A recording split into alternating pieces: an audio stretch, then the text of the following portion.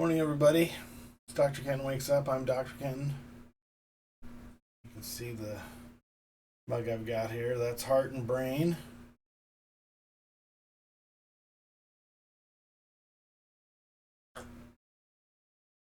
In the mug today is Tim Horton's original with Coffeemate.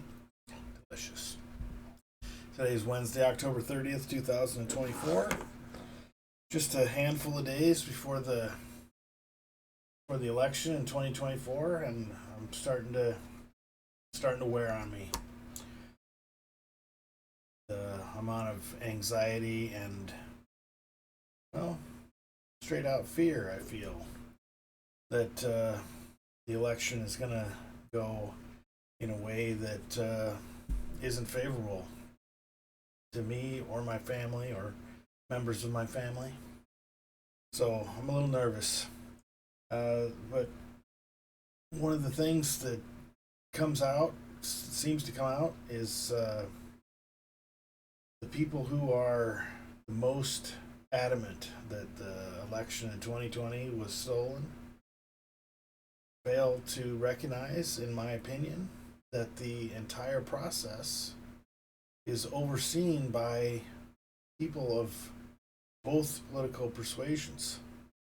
You might have a Secretary of State within a particular state that isn't in the same electoral party that you personally support, but they have rules and regulations and restrictions that prevent them from just doing things in a willy-nilly way. The state has laws. Each state has its own set of laws about how it conducts elections and what counts as a valid ballot and what a person needs to do to cast a valid ballot. And you can tell when a group of people is desperate when they attack every facet as if it were captured by the opposing group. So the mail-in ballots are suspect because the other side can just request multiple dozens of ballots per person, and one person can cast dozens of votes. So that we can't rely on that. And you can't rely on the in-person voting because the machines themselves have been rigged to remove or change votes from one party affiliation to another.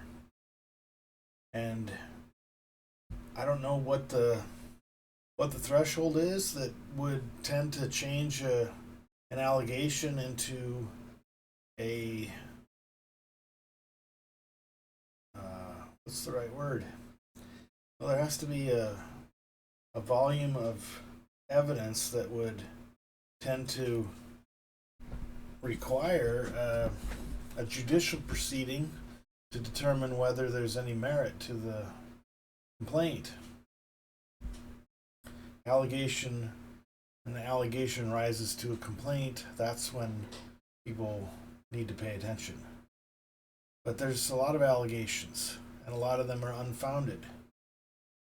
And apparently there's very little punishment that comes from making unfounded allegations.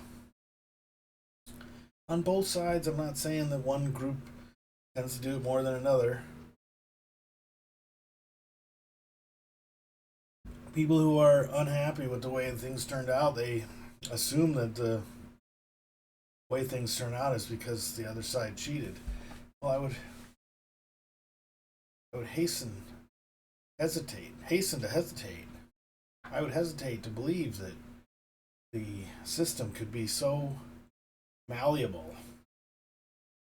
after it was created by groups of people, contributors from both groups involved had a say in how it's set up. And that if the situation were so flimsy and malleable that it could be rigged, why would the assumption be that only one side is rigging the malleable system? it's frustrating, man, because we live in a society. We live in a society. People live in a society because they can't. It, it's very difficult for a person to survive completely on their own merits. You need somebody to help out in a particular way, whether that be stock the groceries at the grocery store so you don't have to grow your own food, or somebody who answers the emergency telephone number when you need to report that your house is on fire or somebody's breaking in, or somebody destroyed something of yours and you want them to investigate, or hold an election. It's hard for, on one hand, it would be very difficult for every individual person to run their own election independently. It'd be even harder to have that format of election stand up to scrutiny. So you've got these each state has its own set of rules, as I said. Those rules are set up to ensure that each side has an equal chance of winning. We're not talking about gerrymandering. We're not. But the issue is that if you're going to believe that votes can be stolen, that the system can be influenced through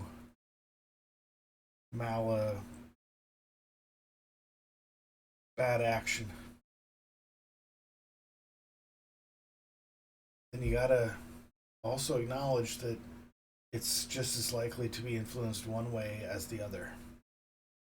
And if you're giving credit to the other side that they found a way to steal the election because of their, improper or illegal activities,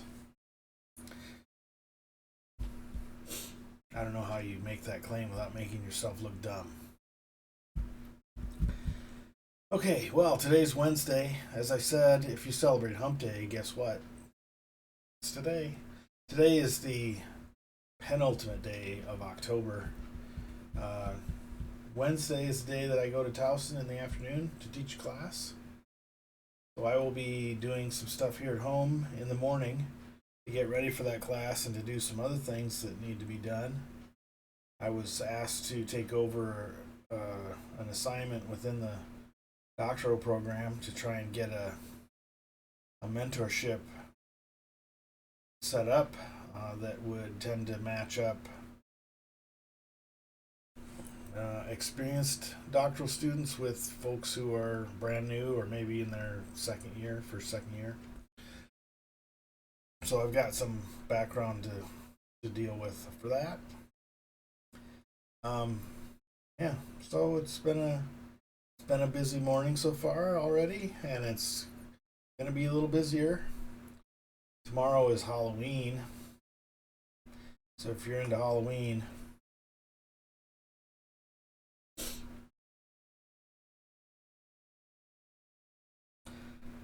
all right. Well, that's pretty much it. Have a great Wednesday. You're halfway there, man. Enjoy your Wednesday. Love you. Bye.